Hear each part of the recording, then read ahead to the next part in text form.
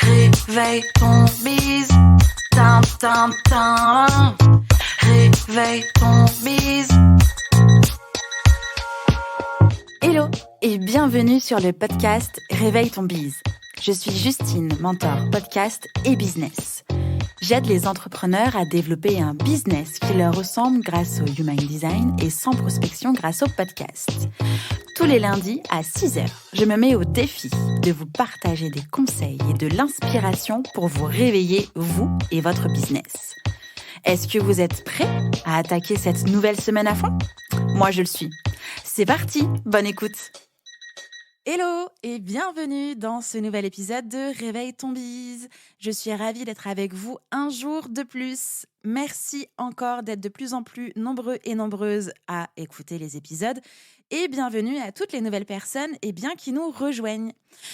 Aujourd'hui, sujet, période brûlante, sujet d'actualité, sujet nécessaire.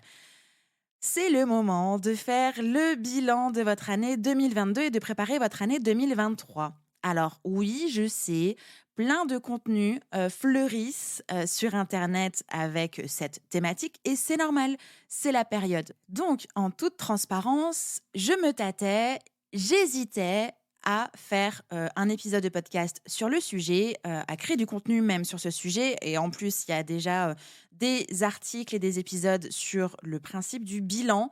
Bilan de X années d'entrepreneuriat, bilan, check-up des bilans de 6 mois. Enfin bref, il y a du contenu au niveau des bilans. Mais je me suis souvenu que j'avais jamais partagé ici ma méthode à moi pour faire mon bilan 2022, enfin mon bilan tout court quoi, et préparer l'année suivante. Donc on y va. On le sait, hein, là je suis clairement pas en train de vous annoncer quelque chose, c'est l'heure de la pause et de prendre le temps de faire son bilan de fin d'année pour mettre les points sur les i où il y a besoin de le faire et surtout pour poursuivre le développement de son entreprise. Comment est-ce qu'on fait son bilan de fin d'année ? Eh bien, comme je vous le disais, pour pouvoir faire ce fameux bilan, eh bien déjà, accordez-vous une pause bien méritée pour que vous puissiez uniquement vous concentrer sur la réflexion de ce qui vient de se passer sur les 12 mois qui viennent de s'écouler et surtout sur ce que vous souhaitez réaliser sur les 12 prochains mois qui vont arriver. Vous n'avez pas besoin d'une journée complète spécialement pour effectuer ce bilan. J'estime à peu près entre 1 heure à 3 heures en fonction de vous et du temps que vous avez envie de prendre surtout parce que c'est aussi un moment de bien-être de soi, bien-être business. Je vous partage ma méthode en 3 parties pour vous aider à gagner en clarté, surtout ne pas s'auto-submerger d'informations et gagner au final de la motivation. La toute première partie est de faire la rétrospective des 12 derniers mois. Alors, si vous n'avez pas effectué votre bilan à 6 mois, il va falloir passer en revue et vous replonger dans l'année complète qui vient de s'écouler. Armez-vous de votre meilleur carnet, de votre plus belle feuille blanche ou de votre outil digital pour vider votre cerveau sur cette rétrospective. Attrapez aussi au passage votre meilleur neurone parce que là, on va en avoir besoin. Allez, c'est parti. Déjà, découpez votre année en 4 trimestres. En français, vous allez pouvoir dessiner un tableau avec 4 lignes pour qu'à l'intérieur, vous puissiez avoir 4 blocs de 3 mois. Donc, premier bloc, janvier-mars, deuxième bloc, avril-juin, troisième bloc, juillet-septembre, quatrième bloc, octobre-décembre. Jusque-là, ça va ? Vous allez rédiger votre rétrospective uniquement sur le business ou de manière plus générale. L'idée ici, dans cette partie, ce n'est pas d'analyser les résultats, mais de tout poser à plat. Donc, pour chaque bloc de 3 mois, vous allez noter et indiquer les événements forts, les souvenirs, les moments majeurs de votre trimestre, les prises de risques, les changements, les rencontres, les projets créés, etc. Tout ce qu'il s'est passé qui a été un ou plusieurs événements marquants cette année. Maintenant, une fois que ça c'est fait sur cette petite opération vidage de cerveau, une fois de plus, je vous propose quelques questions d'introspection pour faire le point sur cette année qui est devant vos yeux. À l'intérieur de cette partie-là, j'ai découpé 3 autres petites parties, donc la partie reconnaissance, la partie leçon de vie et la partie les échecs de cette année. Dans la partie reconnaissance, alors ne dessinez pas les parties, hein, c'est vraiment juste là pour vous aider à un peu structurer un peu le fil conducteur qu'on est en train de faire. Donc, au niveau de la partie reconnaissance, eh bien, à vous d'écrire tout ce dont vous êtes reconnaissant et reconnaissante. N'hésitez pas, si vous le souhaitez, à créer des catégories. Par exemple, une catégorie expérience de cette année. Vous pouvez, par exemple, mettre à l'intérieur les endroits visités, les événements marquants, les expériences à ne pas oublier. Donc, par exemple, j'ai animé ma première masterclass. Ça, c'est une expérience de cette année dont je suis reconnaissante. Vous pouvez aussi lister vos victoires. Donc, quand est-ce que vous êtes senti fier de vous? Que faisiez-vous à ce moment-là? Est-ce qu'il y a un projet qui a réussi, une sortie de produit, un article de blog? Est-ce que vous avez eu ce client pour qui vous rêviez de travailler? Quels ont été vos produits, projets lancés, etc. Bref, tout ce dont vous êtes fier d'avoir accompli cette année. Ensuite, dans la partie leçon de vie, eh bien là, vous allez inscrire tout ce que vous avez appris cette année, par exemple grâce à certains livres, certains articles, certaines rencontres ou encore certaines expériences de vie. Par exemple, j'ai appris que pour tenir un challenge de 31 jours d'épisodes de podcast par jour, j'avais beau être super organisée, eh bien, je ne pouvais pas tout contrôler et que parfois les aléas du direct et de la vie viennent empiéter et perturber ce dont c'était fixé, mais ce n'est pas de mon ressort, je ne contrôle pas la planète entière. Et enfin, listez les échecs de cette année. Alors pour chaque élément, posez-vous les questions suivantes. Qu'est-ce qui a été la cause de cet échec et est-ce que ça a eu un impact ailleurs dans ma vie ?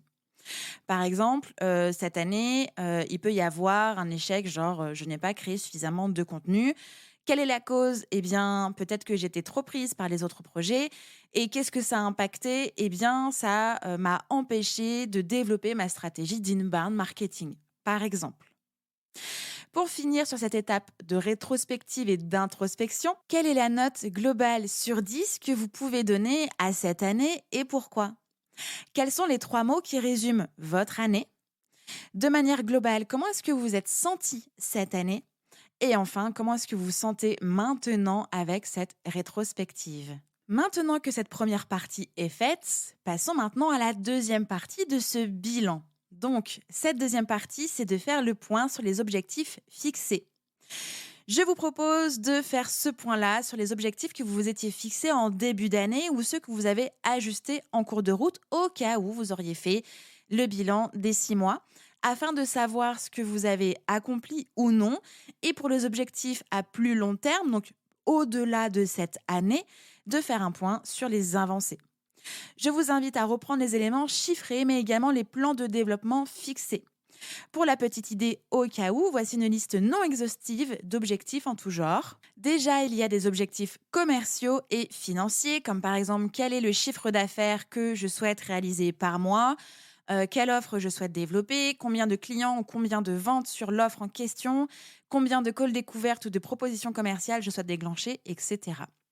Il y a aussi des objectifs de notoriété, donc la taille de ma communauté sur les réseaux sociaux, le nombre de mails sur ma base de données email, le nombre d'écoutes de mon podcast, etc. Et puis, il y a des objectifs perso. Est-ce que j'ai réussi à avoir un équilibre vie pro, vie perso ? Est-ce que je suis allée X fois à la salle de sport ? Les livres, le nombre de livres que je souhaitais lire cette année, le nombre de formations que j'ai achetées et terminées, évidemment, les heures de travail. Est-ce qu'il y a eu des déplacements récurrents ou ponctuels et que du coup, c'était dans mes objectifs ? Est-ce que j'ai tenu mon objectif mode de travail, nomadisme ou en télétravail ou j'en sais rien. À vous de construire votre tableau avec vos objectifs, les résultats et votre ressenti sans vous juger. Donc, vous faites un tableau, vous mettez votre objectif, vous cochez si c'est réalisé, vous mettez les résultats et dans la colonne d'après, vous mettez votre ressenti. Pourquoi insère-t-on des objectifs personnels alors que nous sommes en train de faire un bilan business ? Parce que c'est important pour le bon développement de l'entreprise de prendre soin de vous-même, de savoir déconnecter et de prendre le temps de vivre. Point. Maintenant, posez-vous les bonnes questions. Alors quand je dis posez-vous les bonnes questions, c'est demandez-vous pourquoi tel ou tel objectif n'a pas été atteint. Est-ce que c'est par manque de temps ? Est-ce que c'est une stratégie qui n'a pas fonctionné ? À vous de lister les éléments internes et externes qui ont abouti à ce résultat afin de rattraper le coup l'année prochaine si vous le souhaitez. C'est aussi l'occasion de vérifier que vos objectifs sont toujours d'actualité ou est-ce qu'ils doivent être mis à jour ou alors tout simplement abandonnés.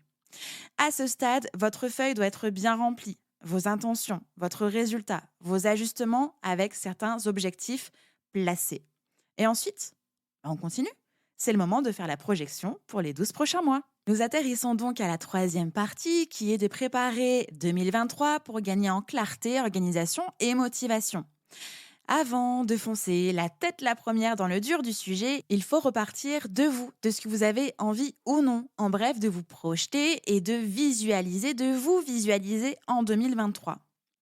Voici une liste de questions pour vous aider à vous projeter. Quels sont les 3 mots qui vont résumer cette nouvelle année qui arrive ? De manière globale, comment avez-vous envie de vous sentir ? Qu'est-ce que vous souhaitez accomplir en 2023 ? Quelles sont vos envies de projet et de changement ? Qu'est-ce que vous souhaitez améliorer ou changer en 2023 par rapport à votre année 2022 ? De quoi avez-vous besoin pour passer une année 2023 au top du top ? De qui avez-vous envie de vous entourer durant cette nouvelle année ? Quelle est la citation inspirante ou motivante qui va vous accompagner durant toute l'année 2023 ? Et enfin, l'ultime question que j'aime beaucoup, qu'est-ce que vous avez envie de dire à votre vous du futur de 2023 en cas de réussite, en cas de doute et en cas d'échec ? Ça, je trouve que c'est hyper puissant puisque vous allez vous adresser à votre vous qui va être en mode réussite ou doute ou échec. Ensuite, c'est parti sur les nouveaux objectifs 2023. Vous pouvez reprendre le même modèle que le tableau que nous avons créé précédemment. Évidemment, la bonne vieille méthode SMART est votre meilleure amie sur le coup, une fois de plus. Alors, objectif financier, objectif business, objectif perso, tout doit être fixé. On est d'accord, j'espère. Et pour finir, à vous de décomposer les gros objectifs en sous-objectifs de 4 parties, qui représentent donc, vous l'avez compris, chacun un trimestre de l'année. Fixez des délais pour chaque sous-objectif afin d'avoir une roadmap claire et précise à laquelle vous allez pouvoir vous référer au fur et à mesure de l'année. Je précise que cette roadmap va aussi pouvoir s'ajuster avec le temps. Le but du jeu n'est pas de tout miser sur les 90 premiers jours de l'année au risque de vous essouffler, mais surtout de bien penser à tout étaler sur votre année qui arrive. Je vais réaliser mon bilan 2022 et ma préparation 2023 pendant la première semaine de janvier. Je pense que ce sera aussi l'occasion d'enregistrer un épisode de podcast full transparence sur le sujet. J'espère que cette méthode en 3 parties va vous aider. Vraiment, Pierre, réécoutez cet épisode, écoutez-le au ralenti si vous le souhaitez. Je peux vous accompagner dessus, là, en espace de quelques minutes. C'est hyper important de faire ce point, ce bilan et de vous projeter pour l'année prochaine. Dites-moi en commentaire Apple Podcast ou DM Insta ou boîte mail si cette méthode en 3 parties va vous aider ou vous a aidé. Je vous souhaite une belle journée et comme d'habitude, je vous retrouve dans le prochain épisode de podcast qui sort demain. Ciao, ciao! J'espère que cet épisode vous a plu. N'hésitez pas à partager le podcast à une personne qui veut aussi se réveiller avec vous. Retrouvez l'ensemble des informations et des liens en description de l'épisode ainsi que sur le site internet www.justinarma.com. Si vous avez des idées, des suggestions, ou si vous avez juste aimé cet épisode et que vous voulez me le dire, direction Apple Podcast pour laisser un commentaire et des petites étoiles. Vous pouvez aussi me laisser des petits mots sur Instagram au nom de Justine-Arma avec 2 A ou par mail à l'adresse hello@justinarma.com. N'oubliez pas de vous abonner à Réveille ton bise sur votre plateforme d'écoute préférée pour ne pas louper votre réveil. On se retrouve lundi prochain, 6h, pour un nouvel épisode. Bonne semaine. Ciao!